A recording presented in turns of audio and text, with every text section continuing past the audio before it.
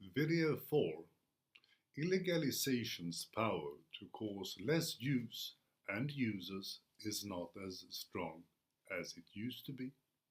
There are at least 3 reasons to why present drug policies are bad policies, reasons why these policies are bad to the society that they claim to serve.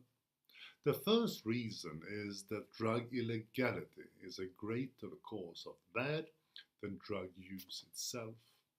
The second reason is that illegality creates criminals and criminality and sets dangerous, often unacknowledged corruption mechanisms in motion.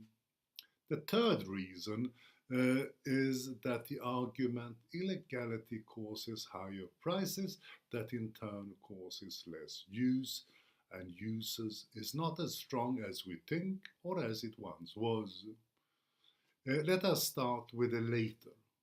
Though it is probably the case that illegality does cause higher prices, and higher prices do cause less use.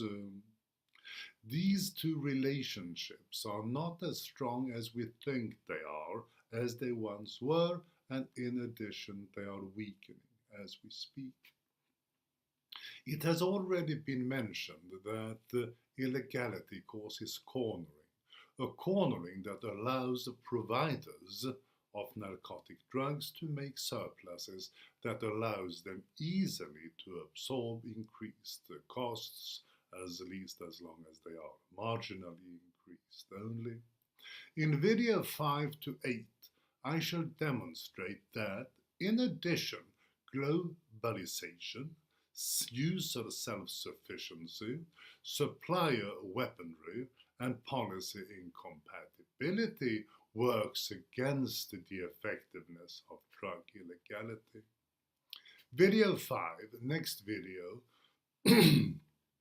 will show that as globalization speeds up, drug prices increase ever less in response to illegalization and supply-oriented drug policies, i.e. globalization reduces the effectiveness of drug illegality. Video 6 will show that even if illegalization succeeded in pushing prices up, the drug users themselves would become increasingly self-sufficient in supply, i.e. user self-sufficiency also works against the effectiveness of drug illegality.